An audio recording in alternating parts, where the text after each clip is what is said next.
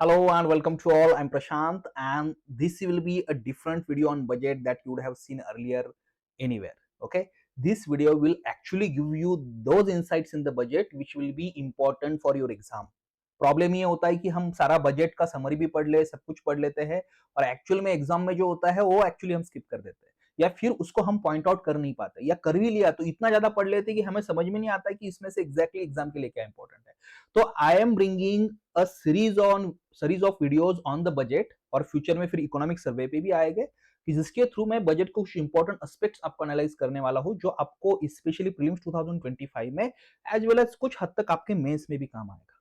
Okay तो चलो इसको स्टार्ट करते हैं और इस वीडियोस को आप जरूर देखिएगा. Even if you don't watch any other video on budget this videos are going to help you. तो और याद रखना this is not the only video. There will be multiple videos like this on budget on different aspects of it.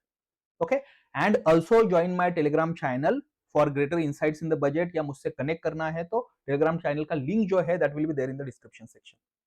और प्रेपाइस की budget की एक summary भी आपके लिए जल्दी ही अवेलेबल होगी. ओके नाउ इस वीडियो में we are going to discuss the important numbers in the budget, important trends in the budget which could be asked in your prelims exam. Okay उस ट्रेंड्स का सीक्वेंस कभी पूछा जा सकता है. एक दो बार यूपीएससी ने पहले पूछा है और अब ज्यादा पूछने की यह है क्योंकि यूपीएससी देखेगा कॉम्प्लिकेटेड क्वेश्चन बना रहा है और उसको फैक्चुअल भी बना रहा है. ओके तो more and more information about one particular topic अगर होगी तो और अच्छा आपके लिए होता है और उसके लिए हम पहले ही तैयार अगर रहे तो that is one better thing. तो इसमें हम एनालाइज करते हैं important trends and important numbers in the budget. Okay चलो तो बजट की बेसिक थीम हमें पता है इट्स अ विकसित Bharat and all that and you would have studied that already और मैं भी उस पर आगे वीडियो करने वाला हूं बट पहले इसमें नंबर्स एनालाइज करते हैं. ओके तो फर्स्ट हमारा सबसे पहले important aspect you must understand कि how much exactly is going to spend government is going to spend in next year. जब भी मैं कहता हूं कि बजट 2025-26 है तो इसमें एस्टिमेटेड गवर्नमेंट का एक्सपेंडिचर है around 50,65,000 crore rupees which is a huge number. ठीक है 50,65,000 करोड़ रुपीज इतना गवर्नमेंट का एक्सपेंडिचर होने वाला है. Remember this things whatever numbers we talk और फिनेंस मिनिस्टर टॉक्स या it is given in budget this are just budgetary estimates. ये एस्टिमेट्स होते हैं for the next year of 2025-26. The actual numbers में vary and actual numbers will come to know only after the complete financial year will end. Okay but ये budget का एक estimate है by our finance minister of course that is 50,65,345 crore जो है इतना आप कह सकते हो बजट हमारा एक्सपेंडिचर होगा. Fine number is very big bye the way. Okay अब थोड़ा सा जाते हैं कि सर ये स्पेंड कैसे होगा. Okay because here the trend या हियर दैट कंपैरिजन या वो सीक्वेंस आपको पता होना चाहिए. देखो the most percentage of money out of this 50 lakh crore rupees or something that will go to the state share. Around 22% of it will actually go to the state share. State share मतलब जो states को taxes का जो state का जो actually taxes का ये होता है वो गवर्नमेंट उसको देता है. द डिवोल्यूशन ऑफ टैक्सेस जिसको हम कहते हैं the finance commission will actually recommend और उससे जो स्टेट्स का देता हो टैक्सेस को देने होते हैं as a devolution that will be given by the central government of the states. तो ये around 22% out of the total expenditure. Okay fine second number पे आता है इंटरेस्ट पेमेंट. इंटरेस्टिंगली ठीक है इंटरेस्टिंग वे में यहाँ इंटरेस्ट पेमेंट है because 20% of the total expenditure will be done on the interest payment on the past loans taken by the government. Imagine ठीक है 50 लाख करोड़ रुपीज का बजट है उसमें से 20% जो है इंटरेस्ट पेमेंट पे बच जा रहा है. ओके फिर थर्ड नंबर पे सेंट्रल सेक्टर स्कीम है. फोर्थ सेंट्रली स्पॉन्सर्ड स्कीम है. सेंट्रल सेक्टर स्कीम आपको sir those schemes on which government central government completely पैसा खर्च करता है. Centrally sponsored scheme are those schemes on which state government will also contribute some money along with the central government and then comes the defense atom. Okay तो ये मैं ministry wise या sector wise नहीं कह रहा हूं ये overall जो एटम्स है उसके थ्रू जो कंपैरिजन होता है इसके बारे में कह रहा हूं. ओके तो आपको थोड़ा सा ये सीक्वेंस के थोड़ा याद रखना है कि sir state share interest payment central sector scheme centrally sponsored scheme एक 4-5 first atom at least you should know. Okay क्योंकि इस पे इसके सीक्वेंस पे क्वेश्चन आ सकता है. ओके फाइन और इसको अगर आपको स्टडी करना है तो ये नोट्स आपको मेरे टेलीग्राम चैनल पे भी मिल जाएगी जो मैं यहाँ डिस्कस कर रहा हूँ कि ये complete budget profile also government gives you but उसमें मत जाना उसको ही मैं सिंप्लीफाई करके एक्चुअली आपको बता रहा हूँ. ठीक है फाइन अब आगे देखते हैं बजट समरी जो government budget highlights that is created by the ministry of finance. उस बजट हाइलाइट्स में मिनिस्ट्री ऑफ फाइनेंस ने कुछ इंपॉर्टेंट आइटम्स पे गवर्नमेंट जो एक्सपेंडिचर करता है वो भी दिया है जो मेजर टिकट आइटम्स होते हैं. ओके, कैसे मेजर मिनिस्ट्रीज है उस पे एक्सपेंडिचर कैसे गवर्नमेंट का होता है, तो उसमें अगर देखा जाए तो इन next year the most expenditure will happen on defence. Okay, ये हम सेक्टर वाइज देख रहे हैं, ये बाकी एस्पेक्ट इसमें नहीं आते, सेक्टर वाइज सबसे ज्यादा होगा डिफेंस पे, second rural development, third home affairs for agriculture and related activities, and then comes your education and health. So health and education fourth fifth number पे आता है। By the way, try to understand this thing. Okay, तो इसको इस तरीके से आप कहीं ना कहीं याद रखना, ये सीक्वेंस मैंने यहां दे रखा है। So this is how you should actually be analysing the budget, this is how you should be remembering certain items in the budget for prelims. और मेंस के लिए इसमें थोड़े बहुत फिजिकल डेफिसिट के नंबर्स वगैरह अगर याद रहे हो तो that is enough for you. Okay, अगर मैं एक्सपेंडिचर साइड पे जाइए, ओके, तो एक्सपेंडिचर आपको, हम एक्सपेंडिचर डिस्कस करें तो हमें पता ही कि बजट में जनरली दो टाइप का एक्सपेंडिचर होता है। एक होता है सर कैपिटल एक्सपेंडिचर, दूसरा होता है sir revenue expenditure. Okay, capital expenditure is that expenditure through which government will create some kind of capital assets, long term assets उसके create होती है। Okay, revenue expenditure generally one way transaction होता है जिसमें long term assets कोई create नहीं होती है। Okay, तो उसको हम revenue expenditure कहते हैं। हमेशा याद रखना, revenue expenditure is always greater than the capital expenditure।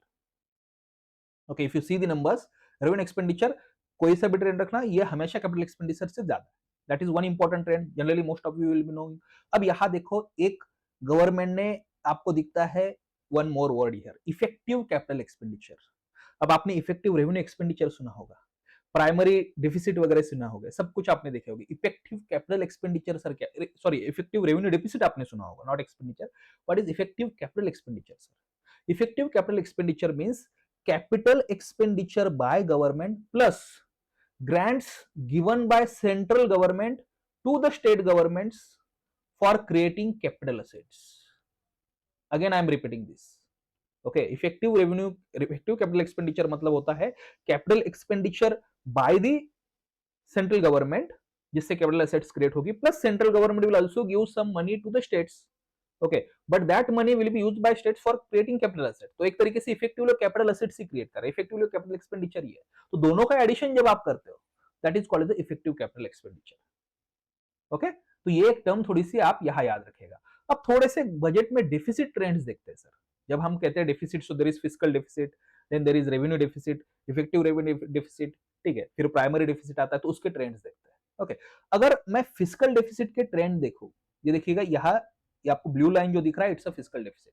Okay, so in the year 2020-21 में fiscal deficit was around 9.2% of the GDP. 9.2% मतलब किसका? 9.2% of the GDP. And of course that was a COVID year, तो आपको overall जो है fiscal deficit that time will, because revenue was lesser for government and expenditure was increasing, so वो एक दो year ऐसे थे कि आपको फिस्कल डेफिसिट ज्यादा दिखता है। ओके, बट उसके बाद आप देखना, fiscal deficit is consistently decreasing. So there is a steady decrease in fiscal deficit in last 5 years. Steady decrease कर रहा हूं मैं। Steady decrease मतलब क्या है? It means that year on year it is decreasing. ऐसे नहीं कि बीच में कहीं spike आता है and it is increasing. Okay, year on year actually it is decreasing. तो आप देखना, year on year the fiscal deficit is actually decreasing and next year estimate, मतलब इस year के estimate है गवर्नमेंट के कि it will be 4.4% of the GDP. Okay, but again estimate. Similar way you see the same trend in revenue deficit also. Revenue deficit अगर आप देखना, okay, तो it is also steadily decreasing, and this year it is going to be, according to the budgetary estimate, 1.5% of the GDP. And for other kind of deficits also same sort of trend is there. So if a question is asked कि the revenue deficit या फिर fiscal deficit of the government is steadily decreasing last 5 years, that's right. Last 10 years का, last decade का दे दे तो that's wrong. Last 10 years में neither it is steadily increasing nor it is steadily decreasing. But 5 years का अगर पूछा गया trend 2020-21 से, so that is right, that you should understand over here. Okay, so what is primary deficit sir? Then primary deficit is fiscal deficit minus, okay, बताइए कौन क्या बता सकता है मुझे, ठीक है, कि प्राइमरी डेफिसिट एक्चुअली सर क्या होता है? फिस्कल डेफिसिट मतलब इंटरेस्ट पेमेंट, उसको हम प्राइमरी डेफिसिट कहते हैं। इफेक्टिव रेवेन्यू डेफिसिट मतलब revenue deficit minus grant for creating the capital assets. Okay, तो ये डेफिसिट ट्रेंड्स भी हमने यहाँ पे देखे। See, we are only discussing those numbers and those aspects on which the question could be asked. Okay, now we know that कि when I say fiscal deficit of the government, when does fiscal deficit happen? When of course expenditure is more than the revenue. आमदनी से expenditure ज्यादा है, उसको हम physical deficit कहते हैं, simple language में अगर मैं कहूँ तो, उसके टेक्निकलिटीज में मैं नहीं जा रहा हूँ। Okay, so in short, when your expenditure is more than your revenue, it means you also need some loans to finance that deficit, right? क्योंकि एक्सपेंडिचर आपने ज्यादा कर लिया और पैसे तो आपके पास कम आ रहा है, मतलब कहीं ना कहीं लोन लेके आप एक्चुअली पैसे चुकाते हो। तो जनरली फिजिकल डेफिसिट क्या होता है, ये गवर्नमेंट की इफेक्टिव नंबर होता है बोरोइंग का, कि how much of government will be borrowing in that year, कितना गवर्नमेंट लोन ले रहा है, उसको हम डेफिसिट फाइनेंसिंग कहते हैं। Okay, fine. तो now of course we know that कि नेक्स्ट ईयर ऐसा कुछ नंबर है, मतलब that is going to be around 4.4% of the GDP. Okay, which government will have to borrow. Okay, जो गवर्नमेंट का टैक्स या नॉन टैक्स रेवेन्यू होगा वो बोरोइंग से होगा। ओके, तो कैसे गवर्नमेंट वो लाने वाला है, डिफिसिट फाइनेंसिंग कैसे करेगा, तो उसमें भी मेजर आइटम्स आपको पता होने चाहिए। सबसे ज्यादा पैसा गवर्नमेंट जो है ये बोरो करता है थ्रू मार्केट बोरोइंग्स, गवर्नमेंट की जो लॉन्ग टर्म सिक्योरिटीज होती है उसके थ्रू ये बोरो करता है। सेकंड नंबर पे आता है securities against small savings. Okay, जो small savings that you keep with the government, उस सेविंग्स के against government will actually issue securities in the market. Okay, then short term borrowing, जो ट्रेजरी बिल्स होते हैं जिसका duration maturity period less than 1 year होता है, और फिर other items will be there. तो इसको भी याद रखना सीक्वेंस में कि सबसे ज्यादा मार्केट बोरोइंग होती है गवर्नमेंट की, second security against small savings, और थर्ड शॉर्ट टर्म बोरोइंग्स, मतलब again these are also kind of securities but treasury bills short term bills होते हैं। ओके, तो ये इस पर्टिकुलर जो ग्राफ है इससे I am taking this particular conclusion. Okay, fine. अब ये हमने देख लिया है, अब हमने एक्सपेंडिचर साइड देख लिया, अब इनकम साइड के कुछ इंपॉर्टेंट नंबर जो है हमें देखने। Okay, that we are going to analyse the trends in the receipt of the centre. मैंने आपको पहले ही कहा था कि centre whatever government will earn, okay, इसके जनरली तीन पार्ट होते हैं। एक पार्ट होता है गवर्नमेंट का टैक्स रेवेन्यू, जो गवर्नमेंट टैक्सेस के थ्रू अर्न करता है। अब इसमें नॉन टैक्स, सॉरी, इसमें एक्चुअली आपका डायरेक्ट टैक्स होगा as well as indirect tax होगा। जब मैं कहता हूं tax revenue, again I will write it over here, when I say tax revenue, okay, this is one part of the government revenue या government earning, जिसमें tax, income tax का revenue, एक तो डायरेक्ट टैक्स में कह सकता हूं उसको, और इनडायरेक्ट टैक्स होगा। ओके, इनडायरेक्ट टैक्स इसमें है। फिर उसके बाद नॉन टैक्स रेवेन्यू होता है गवर्नमेंट का, जो गवर्नमेंट की जो पीओसीज है उससे वो पैसे कमा रहा है, गवर्नमेंट डिफरेंट फीस से पैसे कमाता है, that is not actually tax revenue. और फिर लास्ट होता है of course the debt that government creates, जो हमने हमें फिजिकल डेफिसिट का पार्ट देखा था। तीनों वैसे government will have the money. तो सबसे ज्यादा पैसे कहां से कमाता है गवर्नमेंट, इसमें से सबसे ज्यादा गवर्नमेंट के पास पैसे आते हैं through tax revenue. Second number जो government will take get money from is non tax revenue. Okay, at third number government का जो पैसा आता है वो होता है नॉन डेट कैपिटल रिसिप्ट से। Okay, non debt capital receipt से आता है। ओके, तो ये नॉन डेट कैपिटल रिसिप्ट, और इसके अलावा, हाँ, इसके अलावा फिर होगा आपका डेट लास्ट में। तो ये आपको एक ट्रेंड जो है यहाँ पे याद रखना है कि नॉन डेट कैपिटल रिसिप्ट से तीन आपको ट्रेंड यहाँ पे कहीं ना कहीं समझ में आ गए कि अगर इसमें कंपैरिजन पूछ लिया तो टैक्स रेवेन्यू से money government will get more than the non tax revenue. Okay, और उससे non tax revenue is again more than the non debt capital receipts of the government. मतलब गवर्नमेंट ने, let's say, non debt capital receipt कौन सी हो सकती है, government had given some money to someone else, किसी कंट्री को government ने जो लोन दे दिया और वो फिर से लोन वापस आ रहा है गवर्नमेंट के पास। ओके, तो कोई डेट क्रिएट नहीं करता गवर्नमेंट को, ऐसी कैपिटल रिसिप्ट्स है, या तो यहाँ पे ये कहीं ना कहीं आती है। ओके, चलो, या फिर government has some stakes in the some PSU and government is selling those stakes, तो again that's a capital receipt for government, but that is non debt creating capital receipt. Okay, fine. चलो, ये हमने important aspect देख लिया। अब again, अगर overall government के सारे रेवेन्यूज हम फर्दर ब्रेकअप करें तो how does government actually get the money? सबसे ज्यादा government again gets the money from liabilities. Okay, government का जितना भी पैसा आता है उसमें से 24% of the money government takes through the borrowing, जो मैंने आपको कहा था गवर्नमेंट सिक्योरिटीज। ठीक है, मतलब 24% पैसा, सबसे ज्यादा पैसा अगर कहा जाए तो government is actually taking through borrowings. That is something we should understand. 24% पैसा गवर्नमेंट का बोरोइंग के थ्रू आ रहा है। ओके, दूसरे नंबर पे है इनकम टैक्स, तीसरे नंबर पे है GST and other taxes, fourth number पे है कॉर्पोरेशन टैक्स। तो इसको याद रखना, the most amount of money government gets is through the loan, जो गवर्नमेंट का कहीं ना कहीं फिजिकल डेफिसिट इतना एक्चुअली पैसा है। फिर इनकम टैक्स, फिर GST and other taxes and corporation tax. Okay, इसको हमें याद रखना है रेवेन्यू के थ्रू। अगर सर हम ऐसा अगर कर क्वेश्चन पूछा गया कि सर अगर बस टैक्स का ही रेवेन्यू गवर्नमेंट का देखा जाए, if I analyse only tax revenue of the government, okay, तो उस केस में सर टैक्स रेवेन्यू में सबसे ज्यादा टैक्स कौन सा गवर्नमेंट को मिलता है? तो सबसे ज्यादा गवर्नमेंट को अर्निंग होती है इनकम टैक्स से, 2 नंबर से होती है जीएसटी से। या कंफ्यूज मत होना, काफी बार स्टूडेंट कंफ्यूज होते हैं। 2 नंबर पे जीएसटी है, 3 नंबर पे कॉर्पोरेशन टैक्स है, 4th नंबर पे एक्साइज ड्यूटी और 5th नंबर पे कस्टम है। कॉर्पोरेशन टैक्स मतलब ये कंपनी को जो प्रॉफिट होता है उस पर टैक्स लगाया जाता है। GST you know that's one of the important indirect tax in India. Income tax मतलब you know this time income tax has become quite, you can say the the provision of the government has become quite popular कि almost till 12 lakhs there will be no income tax, ठीक है। तो ये इस तरीके से इसका sequence आपको थोड़ा सा टैक्स रेवेन्यू के रिगार्डिंग याद रखना, ओके। अब और इसके फर्दर भी ब्रेकअप हो सकता है। देखो इफ गवर्नमेंट मतलब इस लेवल पे अगर यूपीएससी चला गया, अब आपको हो सकता है सर इस लेवल पे शायद नेक्स्ट लेवल आप जो बता रहा है उस पे यूपीएससी क्वेश्चन नहीं पूछेगा, ऐसा नहीं है, okay fine. UPSC is becoming, UPSC जो है ऐसे ऐसे क्वेश्चंस पूछ ले रहा है आजकल जो हमने नहीं सोचे होते, और ये इतना डिफिकल्ट एस्पेक्ट भी नहीं है, मैं बता रहा हूँ आपको। नेक्स्ट है कि सर हमने ओवरऑल गवर्नमेंट का एनालाइज किया कि सबसे ज्यादा रेवेन्यू गवर्नमेंट को कहां से आता है, तो वी अंडरस्टूड कि ये बोरोइंग एंड लायबिलिटी से आता है, ओके। फिर उसके बाद इनकम टैक्स से आता है। टैक्सेस की इसमें अगर देखा जाए तो सबसे ज्यादा टैक्सेस में इनकम टैक्स देता है गवर्नमेंट को पैसा, 2 नंबर पे GST, 3 number corporation tax. But sir आपने कहा था कुछ पैसा गवर्नमेंट को नॉन टैक्स रेवेन्यू से भी आता है, तो नॉन टैक्स रेवेन्यू में सबसे ज्यादा पैसे कहां से मिलते हैं गवर्नमेंट को? वो मिलते हैं डिविडेंड्स एंड प्रॉफिट से। वाट एवर गवर्नमेंट के जो भी स्टेक्स होते हैं, कुछ आरबीआई से गवर्नमेंट को डिविडेंड्स मिलते हैं, फिर उसके बाद पीएसयू से गवर्नमेंट को डिविडेंड्स मिलते हैं, प्रॉफिट्स मिलते हैं, उससे गवर्नमेंट को सबसे ज्यादा पैसा आता है in terms of non tax revenue, okay. ये इंपॉर्टेंट है। फिर अदर देन इसके बाद अदर नॉन टैक्स रेवेन्यू से मिलता है। अदर नॉन टैक्स रेवेन्यू मतलब इसमें क्या क्या आता है?